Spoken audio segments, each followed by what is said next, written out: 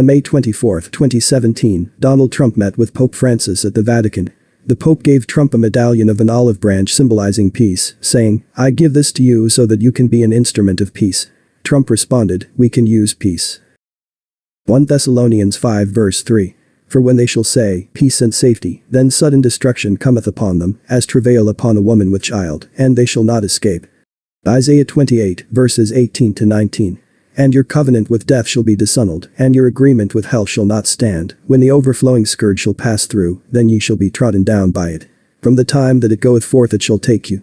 For morning by morning shall it pass over, by day and by night. And it shall be a vexation only to understand the report. Some important dates you should consider. May 15, 2020. Trump launched Operation Warp Speed. September 15, 2020. Trump signed the Abraham Accords between Israel, America, Bahrain and the United Arab Emirates. Sudan and Morocco signed the accords later on in the final quarter of 2020. On September 29, 2020, numismatic artist Aharon Shavo designed the Abraham Accord commemorative medallion which Temple Coins minted. The medal's front design also features an eagle holding an olive branch and arrows, accompanied by the seal of the President of the United States, to mark the American representation in solidifying the accord. For the back of the medal, the minter decided to feature a sword that rings into symbols of peace, prosperity, agricultural and technological advancement, alluding to the words of the prophet Isaiah, and they shall beat their swords into plowshares. I want to draw your attention to the peace dove with an olive branch in its beak and 2 hypodermic needles, 2 of many symbols engraved on the backside of the coin. December 8, 2020, Trump hosted the Operation Warp Speed Summit. Americans started getting jabbed at the end of December. December 21, 2020, the now 46th American President Joe Biden supposedly got his dragon juice shot and went on to praise Trump's Operation Warp Speed accomplishment, which he has continued to promote to date. December 25, 2020, Pope Francis began endorsing the mark of the beast dragon juice jabs to his billions of followers worldwide. January 9, 2021. Pope Francis started to call it a moral obligation for everyone to get jabbed with the gene-editing dragon juice shots.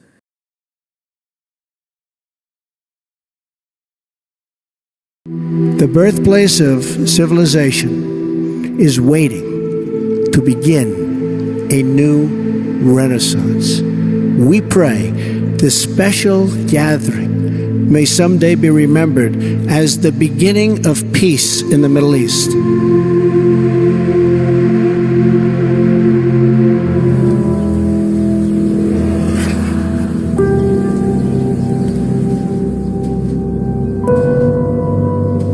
For many people, Jerusalem is the place where modern history began, where their faith began.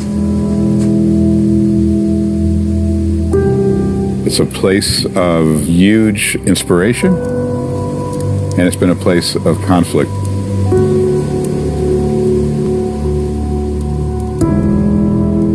That dome of the rock is really the story of Abraham. It's where God tested Abraham, and Abraham passed the test, and God promised that he'd become the father of many nations. The many nations were divided through his 2 children, Isaac and Ishmael. They were great rivals to the point where Ishmael was banished from Abraham's house. But they reconciled when Abraham died. They buried their father together in the tomb of the patriarchs. And the lesson from that is that Jews and Muslims, Christians and Muslims, are not eternal rivals or eternal enemies. The Bible tells us that they can reconcile. And so the Abraham Accords is the story of ancient peoples revitalizing their reconciliation after 4,000 years. This happened in a way that was very different than all the other previous peace efforts in the Middle East, except perhaps for one common factor. It began without people believing that there was ever much hope. President Trump is expected to unveil his long-awaited Middle East peace plan. However, skepticism remains extremely high. This comes as President Trump and Prime Minister Netanyahu both face political turmoil. Some of you worked in the White House. You know, West Wing. You were in the West Wing. In the first couple of years, I mean, the number of leaks coming out of the White House. Working in the Trump administration, we had our backs up against the wall. For whatever reason, nobody thought that we would be able to accomplish much of anything. We knew that people would say, what do these guys know? They don't come from this world. Look, you've got Jared Kushner, David Friedman, Avi Berkovitz. You know, it's Three Orthodox Jews. To me, that doesn't sound like a good start. I came into this having observed really the ups and downs of working in an administration because it's very difficult. It's highly contentious. People are always expecting you to fail. People were starting to give up.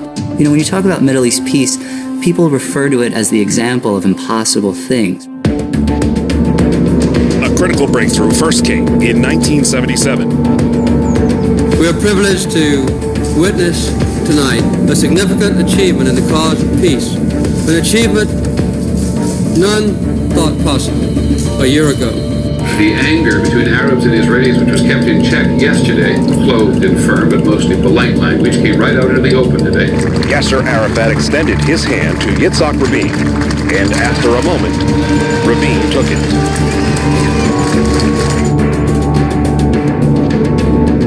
Since 1994, there has not been a peace deal between Israel and an Arab country. Such were the relations between Israel and Jordan during the last 47 years, a desert.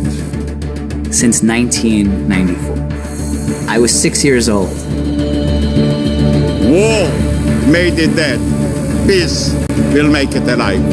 I hope what has happened today will go on, will walk on, will march on until the whole Middle East will be a region of peace, of promise and prosperity. There will be no Middle East peace agreement this time. The biggest stumbling block was how to divide Jerusalem, and in the end, that is what doomed the talks. Even when there were peace deals between Israel and other countries, the relationship was a cold peace. It wasn't thriving. Will this be a seismic shift of U.S. policy? What does Netanyahu hope to gain out of this meeting? A rare visit to the White House by Palestinian President Mahmoud Abbas.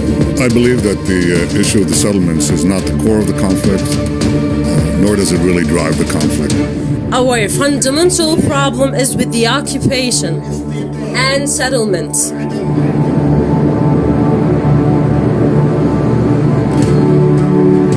Over time, positions on paths forward have become hardened. There are segments of the international community that believe that Israel should compromise in ways that we fundamentally disagree with from a security standpoint, from a relationship standpoint, from an economic standpoint.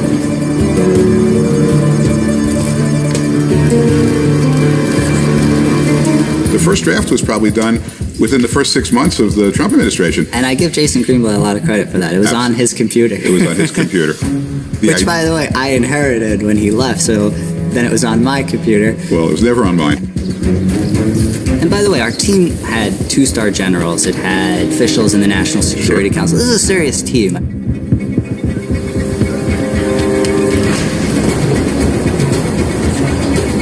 I learned in Washington, it's very rare that there's a straight line between 2 points, and problem solving is about pushing something forward, and nobody truly knows what the reaction's going to be until you do something. So, one of the things that, I said to the team, yourself included in the beginning, was that this problem is like a big concrete wall.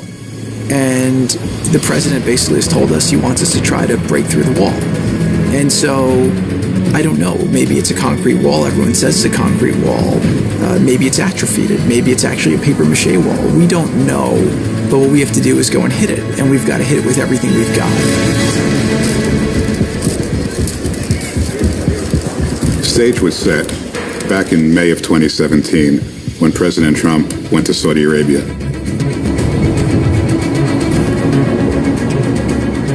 I would like to thank King Solomon for his extraordinary words and the magnificent kingdom of Saudi Arabia for hosting today's summit.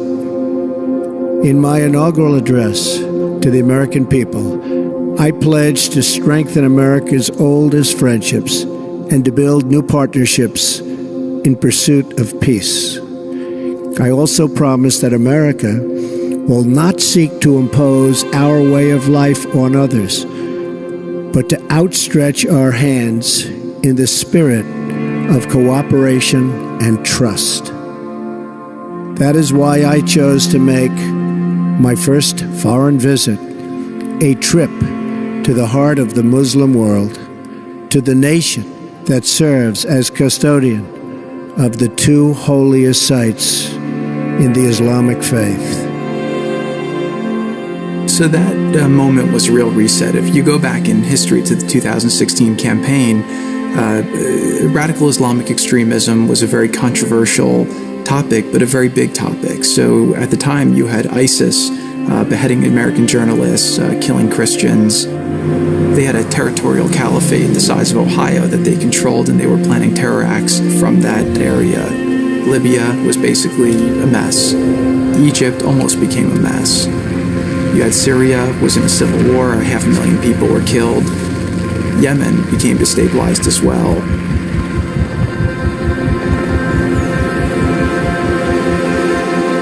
We are here to offer partnership based on shared interests and values to pursue a better future for all of us. Few nations have been spared the violent reach of terrorism. But in sheer numbers, the deadliest toll has been exacted on the innocent people of Arab, Muslim, and Middle Eastern nations. Some estimates hold that more than 95% of the victims of terrorism are themselves Muslim.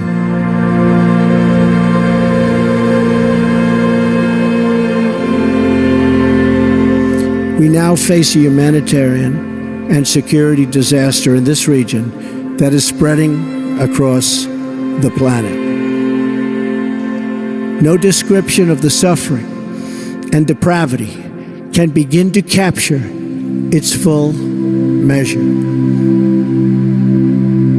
The true toll of ISIS, Al-Qaeda, Hezbollah, Hamas, and so many others must be counted not only in the number of dead, it also must be counted in generations of vanished dreams. On that trip, President Trump in the speech laid out 4 objectives, and he did it in Saudi Arabia, which is the custodian of the two holiest sites in Islam, the leader of the Islamic world, and he assembled leaders from the 54 Arab and Muslim countries to come hear the speech. And he said, this isn't America's problem, this is all of our problem. We have to work on these 4 priorities together. Number 1 is Iran. From Lebanon to Iraq to Yemen, Iran funds arms and trains terrorists, militias, and other extremist groups that spread destruction and chaos across the region. For decades, Iran has fueled the fires of sectarian conflict and terror. It is a government that speaks openly of mass murder, vowing the destruction of Israel, death to America, and ruin for many leaders and nations in this very room.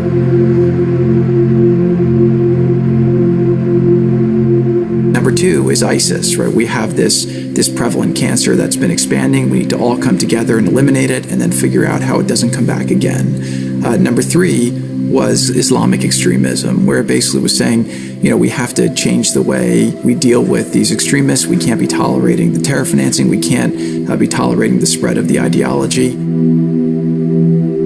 But above all, we must be united in pursuing the one goal that transcends every other consideration. That goal is to meet history's great test, to conquer extremism. The final pillar, the fourth pillar, was really talking about the Israeli-Arab conflict and the Israeli-Palestinian conflict. We need to create new boundaries based on opportunities in the future, not be stuck in conflicts of the past, and we need to build new bridges. He saw this as a great threat to Israel, to the entire world, to the stability of the global economy. The potential of this region has never, ever been greater. 65% of its population is under the age of 30. Like all young men and women, they seek great futures to build, great national projects to join, and a place for their families to call home. This region should not be a place from which refugees flee, but to which newcomers flock.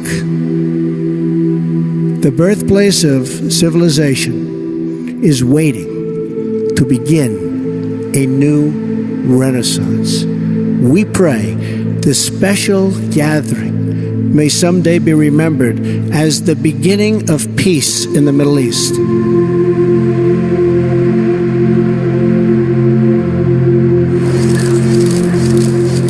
After that, the president took a direct flight from Riyadh. It was explained, President Trump, you have to stop in Jordan because Saudi and Israel don't have relations. President Trump says, I have to make a technical stop because those guys don't talk to each other? Didn't I just meet with the king? And it became the first official direct flight from Saudi to Israel. Distinguished guests, Air Force One has just landed in Israel. This was a historic flight. You just flew from Riyadh to Tel Aviv. I hope that one day an Israeli prime minister will be able to fly from Tel Aviv to Riyadh. And then after that, we went to visit the Pope at the Vatican in Rome. And it really was a symbol of how the president's goal was to bring together the Abrahamic faiths and to stop a lot of the divisions and the divides that had occurred that caused so much needless destruction.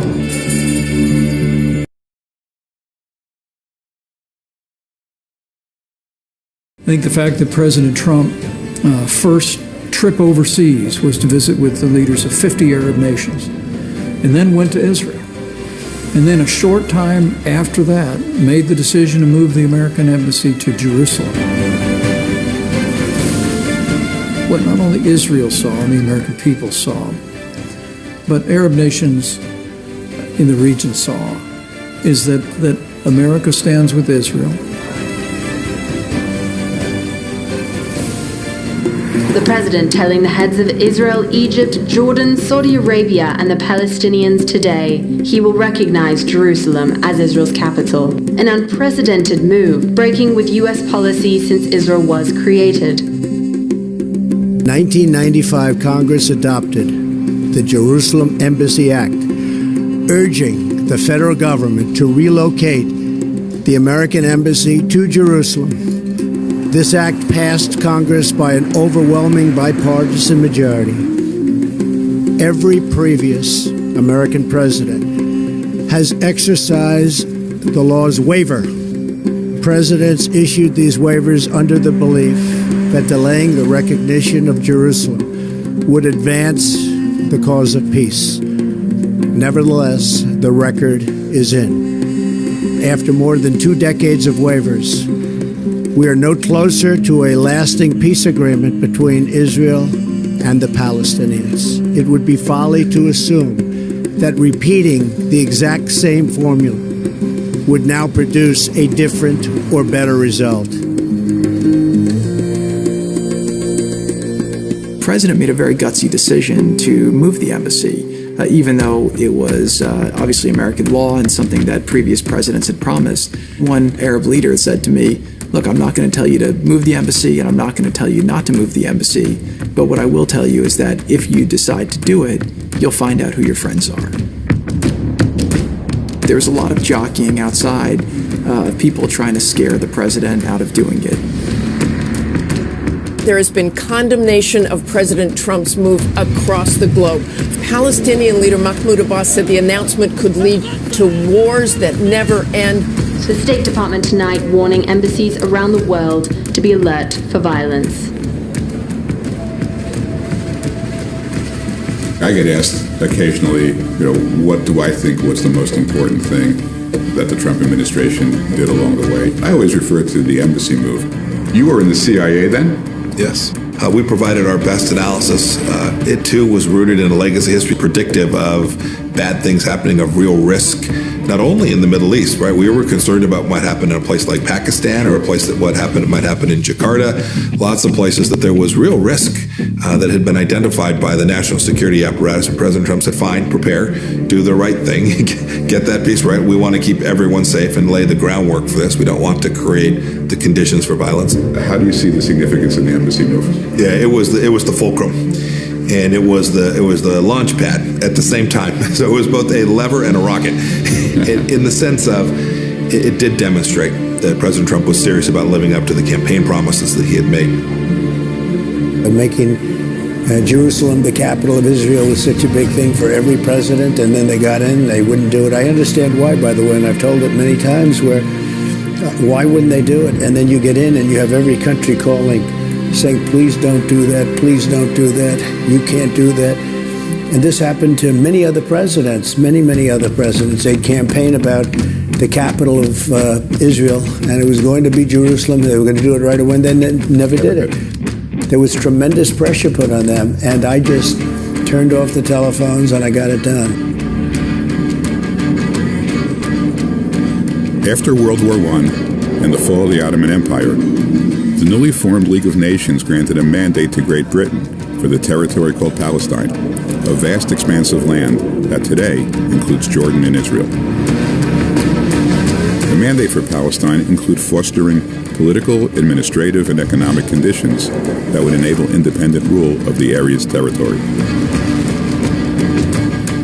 After World War II, the League of Nations was replaced with the United Nations. At the request of Great Britain, one of the UN's very first tasks was to aid in the formation of an Arab and a Jewish state within Palestine.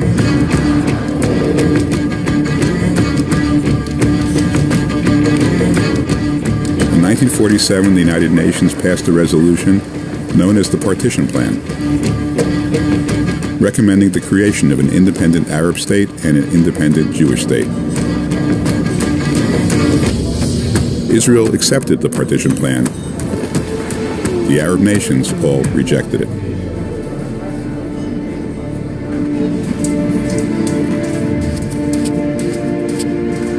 Upon the termination of the British mandate that ended at midnight on May 14, 1948, Israel declared independence and reaffirmed Jerusalem as its capital. Forces from Egypt, Jordan, Syria, Iraq, and Lebanon immediately attacked the new nation.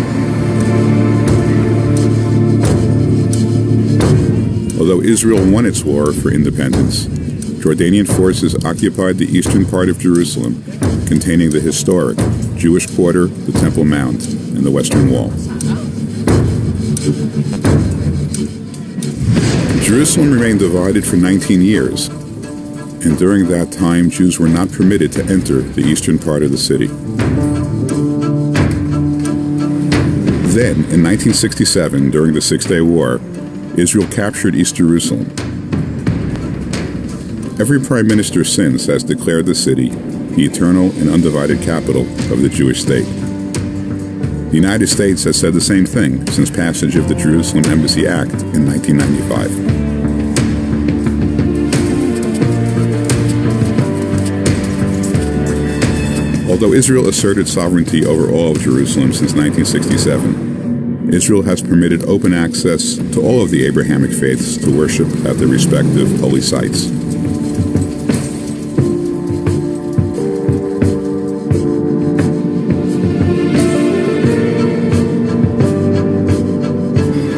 Just before the Trump administration took office, the prior administration permitted the United Nations to pass a resolution declaring, among other things, that Israel was illegally occupying eastern Jerusalem, the area that Israel had captured in the 1967 war. That resolution was rejected by Israel and many American leaders of both political parties. A strong message from the international community to the United States. Jerusalem cannot be recognized as Israel's capital. 3,000 years ago, King David declared the city of Jerusalem the capital of the Jewish people. The temple in Jerusalem was destroyed. The Jewish people were exiled from Jerusalem, but the connection between Jerusalem and the Jewish people was never broken.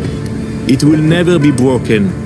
Not by the Romans, not by the Babylonians, not by the Ottoman Turks, not by the British Empire, and not by the United Nations.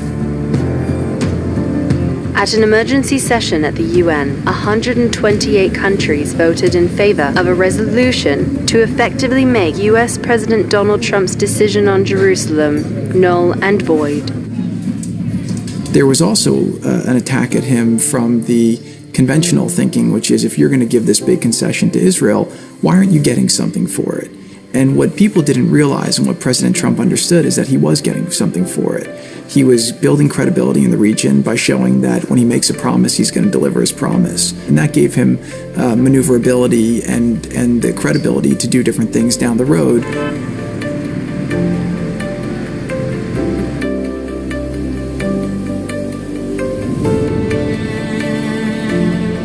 The Arab states, and not just the Arab states in this region, but countries around the world understand that there is a unique relationship between Israel and the United States.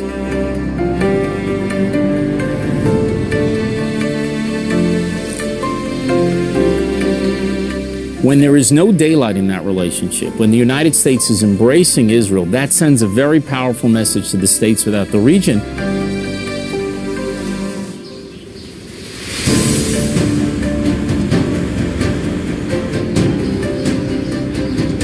My heart for Israel comes from my faith, but it also comes from my heart as an American.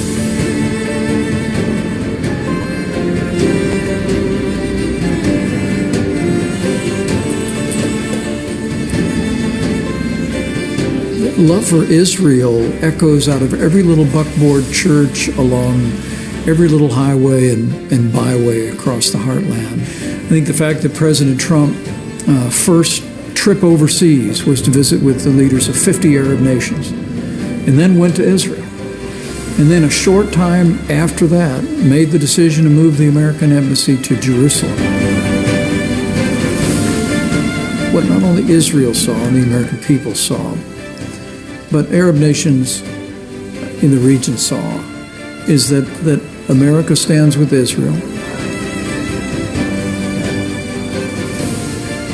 but that America is also prepared to stand with Arab nations of goodwill.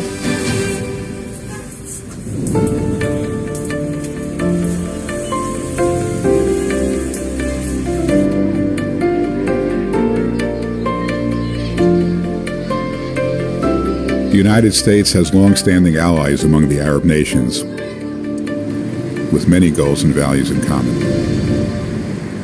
Even in these relationships, a recurring sticking point has often been disagreement surrounding the Israeli-Palestinian conflict. I went to meet with the Palestinians and with their negotiators, and what I very quickly came to realize is I pulled all the documents. I wanted to see what they'd agreed on or not agreed on in the past. I was trying to scope out the deal.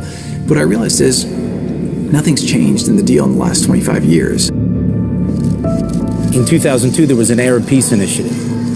In those years, there were people who were going on around the world saying the single greatest problem in the Middle East, if not the whole world, was the Israeli-Palestinian conflict. And so people for a very long time were focused on that as being central to change in the Middle East.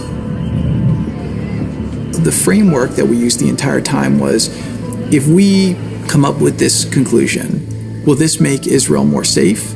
And will this make the Palestinian people have the opportunity to live a better life? And if the answer was yes to both, we thought that was the proper compromise.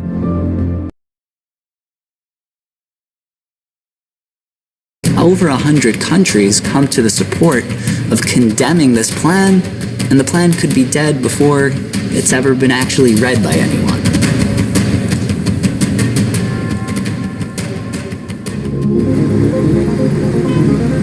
The administration's peace plan had two parts, one economic, the other political. The revelation of the economic side of the plan came first. A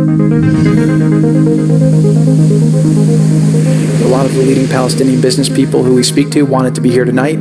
They were told by the authority not to come, and because they rely on them for their livelihood, it's not a free market where they can make those distinctions. What will the Arab governments do, like Saudi Arabia, the United Arab Emirates, Egypt, Jordan? If they like the Trump peace plan, then there'll be pressure on the Palestinians to actually think about it. The administration had yet further to go. In Bahrain, we had unveiled our economic plan. On the cusp of an unforeseen and historic pandemic, and with political turmoil in Israel, we still had to show the world our political plan.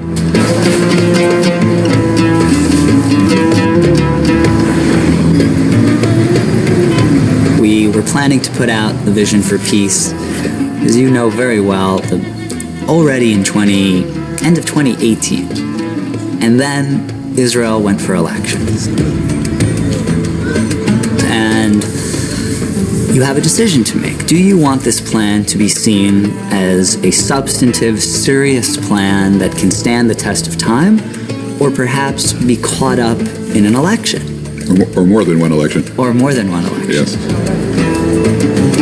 Here we are, we work and put this plan together, and it's very detailed, very constructive, and yet we're just sitting on it. We again and again and again found is that Israeli elections are not exactly the same as the elections in the United States. You definitely vote for a party. Whichever gets the largest representation is given a mandate to try to build a coalition. And if they're capable of piecing together a coalition, they form a government. But if they can't, they go to another election. This is not something Americans traditionally appreciate. And so we traveled to Israel, and Jared has a meeting with the Prime Minister. We were all there. It's been dubbed the deal of the century. So far, Israel's Prime Minister giving his stamp of approval. And all through this time, the Prime Minister is with us. It's great that he's with you until he's no longer there to be with you, potentially. The night before, one of the members of the party says, no, I will not join with Prime Minister Netanyahu. The coalition breaks apart, and they're going to head to another election.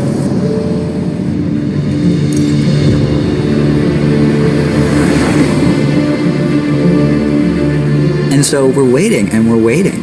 Who knows if they're ever going to form a government? And that sort of sinks into us. It's time to bring this to the president, and it's time to decide, is this plan going to see the light of day? Because there was a possibility, and it's a real one, a real possibility that the plan, because of political considerations in Israel, other complications that were going around the world, would never have been put forward. And then ultimately the decision is made by the president, and we put out the plan. Kushner kept putting it off. With Israeli elections this past April and in September, they kept putting it off. But now President Trump has decided, I guess, the time is right.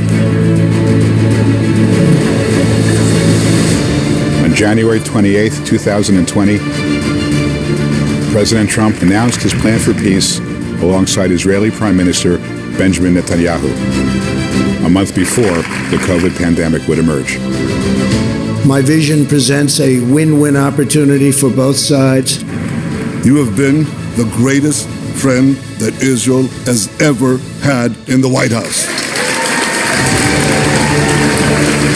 And because I believe your peace plan strikes the right balance where other plans have failed, I've agreed to negotiate peace with the Palestinians on the basis of your peace plan. The Palestinians come out and say, we will not negotiate on this basis, and actually said no to the plan prior to it even being put forth.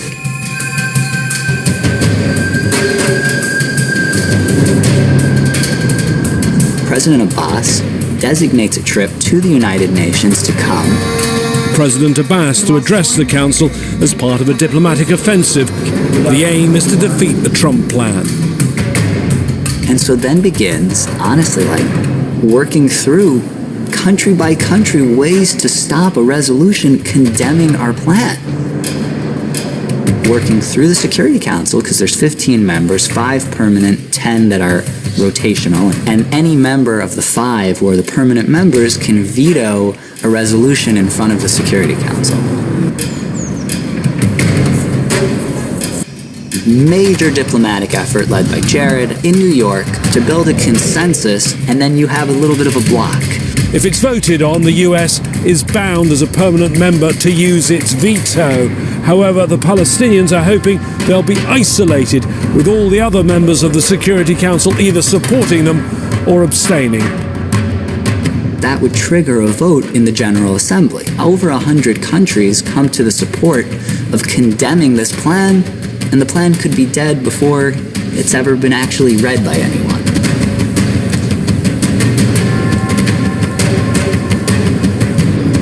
And Jared puts out a slide basically showing how the Palestinian leadership, by extending this conflict, has actually been able to raise significant sums. If we just put forward new UN resolutions, we may never actually see a resolution to this conflict. We're able, through strategy and negotiations, to pull away enough countries that the vote doesn't even happen.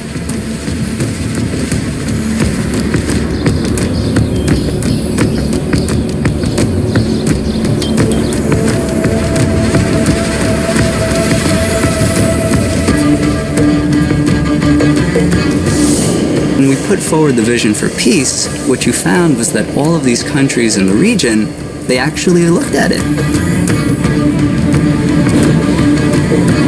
Instead of the Palestinians being willing to come to the table and negotiate, what we actually found was other countries sent their ambassadors.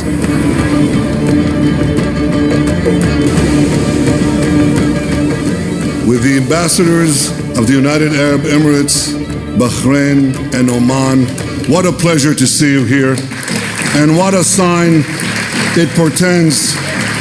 I was going to say of the future, what a sign it portends of the present.